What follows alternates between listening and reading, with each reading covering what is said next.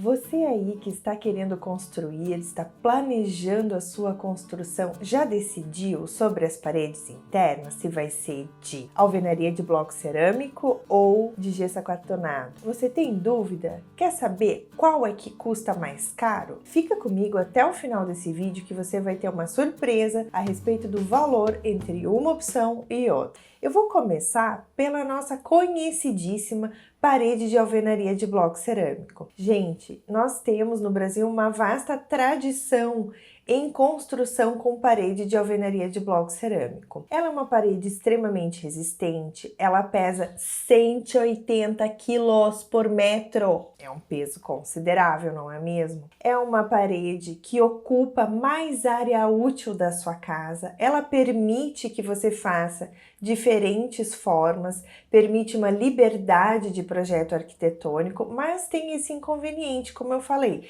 que ela ocupa mais área útil da casa. Aqui, pessoal, nesse vídeo eu vou fazer um comparativo entre paredes internas. São aquelas paredes que só vão dividir os ambientes, não tem função estrutural, tá bem? Então, essa parede interna de bloco cerâmico é uma parede que vai ser assentada no piso, com a posição deitada do tijolo. Geralmente, para uma parede com 15 centímetros de espessura, se usa um bloco de 9 por 19 por 29 centímetros. 19, nossa, quanto 9, né? E aí, o pedreiro, ele vai assentar esse tijolo, esse bloco, na posição deitada, com argamassa. Então, é um sistema que utiliza muita água em função da argamassa. É uma parede que, apesar de não ter função estrutural, eu diria que é uma parede mais permanente, porque a gente já pensa umas 2, 3 vezes antes de demolir uma parede, não é? E aí, gente, essa parede, então, é assentada com argamassa. Depois de assentada toda a parede, para fazer a finalização dela com a laje, se faz um preenchimento com argamassa, ou com espuma de poliuretano expandido.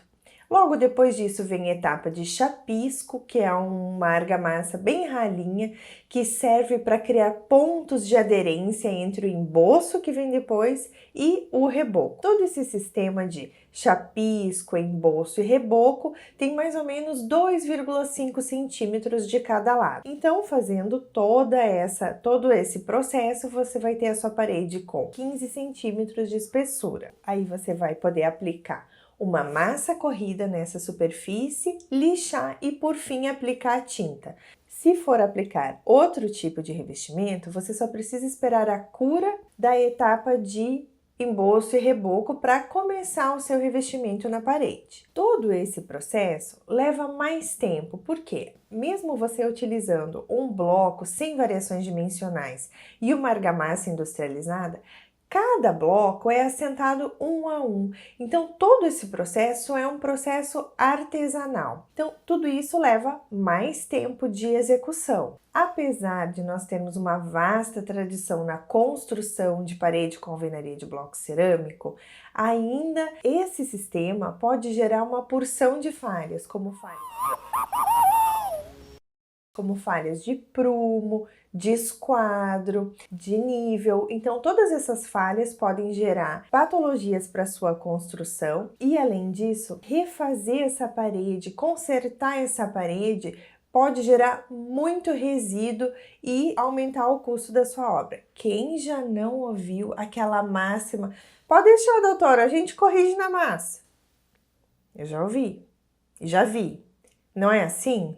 Então, tudo isso gera mais trabalho, ocupa mais espaço na sua área útil do seu projeto e gera mais peso para a sua construção. A alvenaria interna, que tem o objetivo apenas de dividir os ambientes, é uma parede que não precisa apresentar boas características, por exemplo, a intempérie, resistência à chuva. Porém, ela apresenta uma característica muito importante que é de isolamento acústico. Gente, nada mais chato do que você estar na sua sala escutando lá o barulho da máquina de lavar ou o barulho da panela de pressão na cozinha, não é verdade? A parede de alvenaria tem essa característica que ela é um bom isolante acústico. Geralmente, a gente escuta esses ruídos através dos vãos das esquadrias. Então, para que tudo funcione e todo o sistema tenha um bom isolamento acústico, você precisa também prestar atenção no tipo de esquadria que você está colocando dentro de casa. Agora, então, vamos falar um pouquinho sobre o drywall ou gesso acartonado. Esse é um sistema composto por guias metálicas, né, onde são fixadas as chapas, as placas de gesso acartonado. O gesso acartonado nada mais é que um miolo de gesso composto com 2 placas de cartão em cada lado. Então, para executar essa parede, se faz a fixação das guias no piso, depois a fixação das guias no forro, né, ou na laje, e se coloca as guias verticais, né, presa nessas guias horizontais, num distanciamento de 40 em 40 centímetros ou 60 em 60 centímetros. Depois a gente vem com as placas e parafusa essas placas nessas chapas metálicas. Como que funciona a questão das instalações elétricas e hidráulicas? Então, vocês podem ver que os perfis verticais possuem vários furinhos ao longo do perfil. Então, são nesses furinhos que vão passar todas as canaletas de fiação elétrica ou vai passar a tubulação hidráulica. No caso da instalação elétrica, é importante atentar para as caixinhas. Você precisa comprar as caixinhas que são próprias para instalação em paredes de drywall. No caso da instalação hidráulica, é interessante utilizar uma tubulação flexível tipo PEX, mas essa tubulação é bem cara. Você pode sim usar uma tubulação rígida de PVC, porém é possível que no momento em que você precise mudar a direção da tubulação, você vá precisar fazer algum recorte nas placas de drywall para ajustar, né, essa tubulação hidráulica. É interessante prever na sua casa, na sua obra, a instalação de shafts, que são aqueles espaços vazios por onde passam as tubulações elétricas e hidráulicas. É um jeito de deixar tudo mais organizado, sem que todas as tubulações necessitem passar por dentro da espessura da parede de drywall. Existem 3 tipos de drywall. O primeiro deles que eu vou falar é o standard, que é aquela placa que tem uma cor acinzentada. É um miolo de gesso com o cartão na cor cinza. É uma parede que precisa receber algum tipo de revestimento. O segundo tipo de drywall é o drywall resistente à umidade. Ele recebe um cartão na cor verde. Gente, é importante salientar que não é o cartão de cor verde que faz a resistência da placa, né? Que faz essa resistência à umidade. É o miolo, é a composição química do miolo de gesso que resiste à umidade. A cor verde do cartão é só uma sinalização, é só uma forma de se identificar, de se diferenciar os tipos de placas de drywall. O terceiro tipo é a placa resistente ao fogo. Aqui também, o que resiste ao fogo é a composição química de gesso que está no meio dessa placa e ela recebe então cartões em cada lado na cor rosa. Também, esse rosa só serve para diferenciar a placa das demais, né, dos demais tipos. Uma coisa diferente dessa placa é a espessura dela. Ela tem 15 milímetros de espessura, enquanto as outras têm 12,5 milímetros. Gente, a execução de uma parede de drywall, como o nome já diz, né, drywall, que é uma construção seca, não usa água durante o seu processo de construção, ou seja, você não tem toda aquela água da argamassa para poder construir uma parede de drywall. Então, esse tipo de parede é ideal para você colocar, por exemplo, em cima de um piso existente. Se você tem um apartamento alugado e você gostaria de fazer alguma alteração no layout do apartamento, a parede de drywall é mais indicada, porque você não vai necessariamente estragar ou precisar fixar essas guias em cima do piso existente. Você vai fazer uma fixação das guias nas paredes laterais para para garantir estabilidade da parede, mas no piso você não precisa fazer a fixação das guias no piso. Então, você vai manter a integridade do piso existente.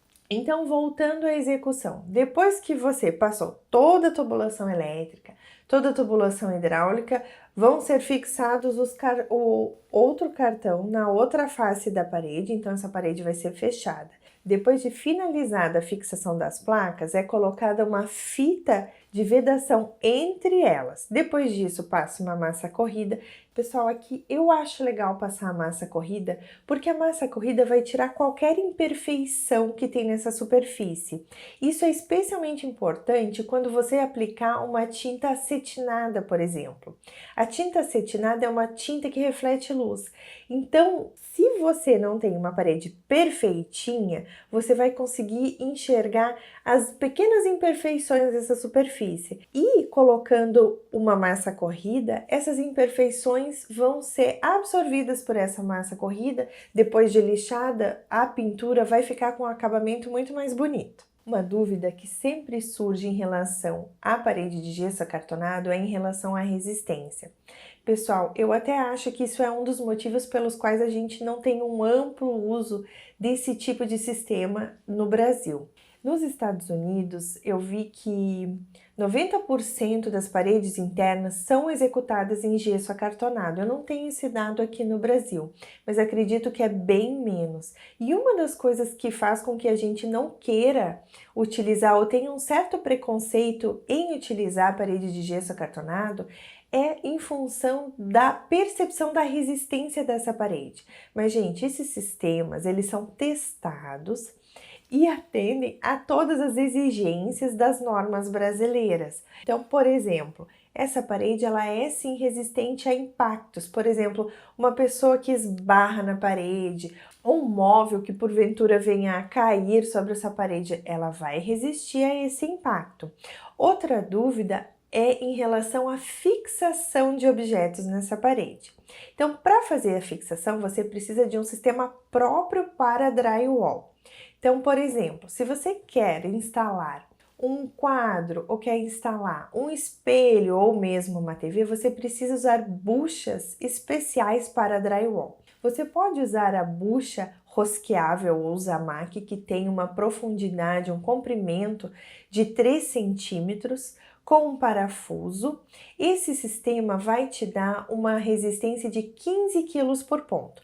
É importante lembrar que para que isso funcione, você precisa respeitar as distâncias entre parafusos, que precisam ser de no mínimo 40 centímetros. Outro sistema é a bucha basculante, que ela aguenta 10 kg por ponto. Essa bucha, depois que você coloca dentro da parede, ela abre e dá um travamento. Esse sistema aumenta a resistência quando você tem uma chapa dupla de gesso acartonado, ou seja, se você tiver duas chapas justapostas e colocar uma bucha dessa, uma bucha basculante, você vai conseguir um ponto de fixação de 20 kg por ponto, também observando esse distanciamento entre pontos. É interessante, no momento de fixação, coincidir os furos com as guias verticais do sistema. Assim você vai furar no metal, garantindo maior resistência a esse ponto de fixação que você está colocando. Aí você vai me dizer, nossa, mas eu preciso fixar armários de cozinha que são bem pesados. Você pode fixar sim.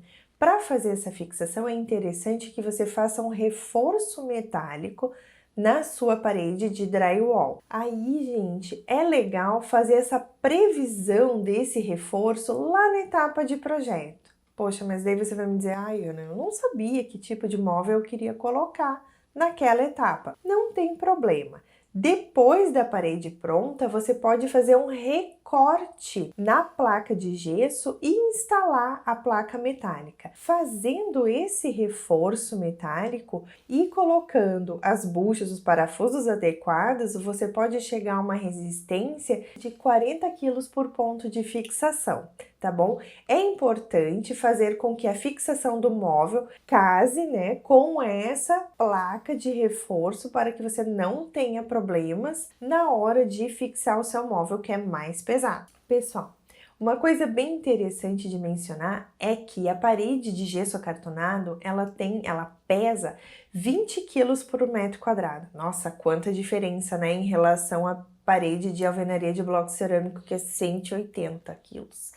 Pensa só, é muita diferença. Todo esse peso vai descarregar sobre a sua estrutura da casa, sobre as lajes, vigas e pilares, que por sua vez vão ser sustentados pela fundação.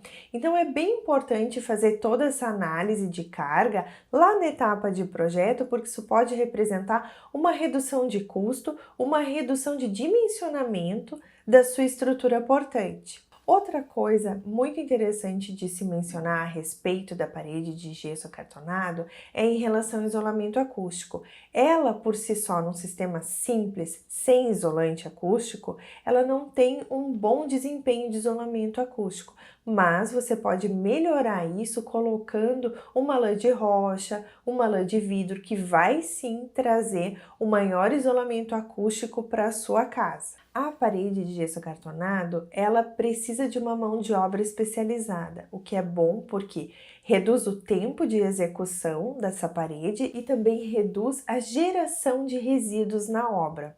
O inconveniente da parede de gesso acartonado é que, como ela é oca, ela pode se tornar a casinha de alguns vetores, como formiga, traça. E para evitar isso, pessoal, na hora de se fazer o acabamento é importante vedar bem as frestinhas e, mais importante ainda, chamar periodicamente uma equipe de dedetização, para que você não tenha o surgimento desses bichinhos, não tenha esse inconveniente na sua casa. Outra vantagem da parede de gesso acartonado é que você pode fazer vários tipos de revestimento sobre ela. Você pode colocar um revestimento de pintura, como a gente mencionou, pode revestir com papel de parede, pode revestir com cerâmica e até mesmo com mármore e granito, que são revestimentos mais pesados. Outra vantagem da parede drywall é que, caso sejam necessários reparos nessa parede pronta, fica mais fácil executar esses reparos. Você vai lá, faz um corte na placa, isso gera muito menos resíduo e facilita o acesso às tubulações, à fiação elétrica, e você rapidamente faz esse reparo sem causar tanto incômodo dentro de casa. São muitas informações, não é mesmo? Mas agora, gente, vamos para a parte que interessa, ó, o din-din, né? Quanto que custa uma parede de gesso acartonado em relação a uma parede de alvenaria de bloco cerâmico? Pessoal, para fazer essa comparação, eu usei um projetinho bem basiquinho. Então, eu orcei as paredes internas. No caso, tanto da parede com bloco cerâmico quanto nas paredes de gesso acartonado, o pé direito estipulado aqui foi de 2,80 m. Então, a parede de alvenaria foi orçada com as seguintes especificações. São 34 metros quadrados de parede de alvenaria, certo? Já descontando os vãos das portas. Foi especificado um bloco de 9 por 19 por 29 centímetros, 2,5 centímetros de chapisco, embolso e reboco de cada lado. Para a parede de drywall foi especificado um drywall standard, porém para as paredes da cozinha e do banheiro foi especificado drywall resistente à umidade. Agora vamos aos valores. Pessoal, para executar essas paredes internas de alvenaria de bloco cerâmico, o profissional com quem eu orcei material e mão de obra para executar essa parede de alvenaria de bloco cerâmico cobra um valor de R$ 5.400. Para fazer essa mesma divisória interna, para fazer essa mesma configuração usando paredes de drywall, o custo fica em R$ 5.300. Gente, elas por elas, mesmo preço. Mas deixa eu falar para vocês o tempo que leva para executar uma opção ou outra. Para fazer as paredes de alvenaria de bloco cerâmico, esse profissional com quem eu entrei em contato demora de 9 a 12 dias para executar essas paredes. Já com o sistema de drywall, o tempo de execução fica em 2 dias. Bastante diferença, né, gente? Aí você pode me dizer, mas a parede de alvenaria tem melhor isolamento acústico. Realmente. Mas para resolver esse aspecto, a gente pode usar uma lã de rocha, por exemplo, no sistema de drywall para que ele fique com um bom isolamento acústico. Então eu fui fazer o orçamento desse isolamento acústico. Gente, em relação a uma parede de alvenaria de blocos, o custo ele tem um acréscimo de 16%. Pessoal, não é um custo tão elevado se você compara com o tempo de execução, se você leva em conta o tempo de execução. No caso de uma casa, essa diferença no tempo de execução pode te livrar do aluguel um mês mais cedo, por exemplo. Pode reduzir o tempo que você está pagando aluguel, você pode se mudar antes. Para prédios e obras que têm um fim comercial, uma loja, por exemplo, isso é super importante porque essa diferença de tempo de execução vai garantir que você abra as portas da sua loja mais cedo. Então, esses 16% vão ser compensados por esse tempo reduzido de execução. Não vale a pena? Aí, né, gente, você tem que colocar lá na ponta do lápis para fazer essa compensação, para verificar se realmente há essa compensação de valores. E, gente, é muito importante ressaltar aqui o seguinte: esses valores foram consultados aqui no interior de São Paulo durante o mês de abril. Então, pode ser que lá na sua região esse preço varie bastante. Outra coisa importante de salientar é que paredes de alvenaria com bloco cerâmico é um sistema mais fácil de se encontrar uma mão de obra, enquanto que as paredes de drywall, talvez na região onde você esteja, não sejam tão fáceis de se encontrar. Talvez a logística para trazer esse sistema de drywall para sua obra inviabilize, esse custo de logística pode inviabilizar a utilização do sistema e vice-versa. Então você precisa realmente considerar esses aspectos na hora de optar por um ou outro sistema construtivo, tá bom? Agora, se fosse para dizer para vocês hoje qual sistema que eu aplicaria na minha casa, eu diria sem dúvida o drywall, porque reduz o tempo de execução, você tem uma construção mais limpa, você ganha alguns centímetros na área útil da sua casa. Eu realmente utilizaria o drywall, sem dúvida. E aí, pessoal, me contem, vocês já usaram esse sistema construtivo na casa ou na obra de vocês? Vocês gostariam de saber algo mais a respeito da construção em drywall ou também de alvenaria de bloco cerâmico? Comenta aqui conosco, escreve aqui nos comentários qual é a sua experiência com esse tipo de construção de drywall e de alvenaria de bloco cerâmico. Já aconteceu algum problema aí na sua casa? Escreve aqui pra gente, tá bom? E pessoal, não se esqueçam, hein, de ficarem atentos aos próximos vídeos. O nosso próximo vídeo, olha, está cheio de dicas para revestimento de cozinhas, hein, ó. Maravilhoso! Não percam! Um beijo!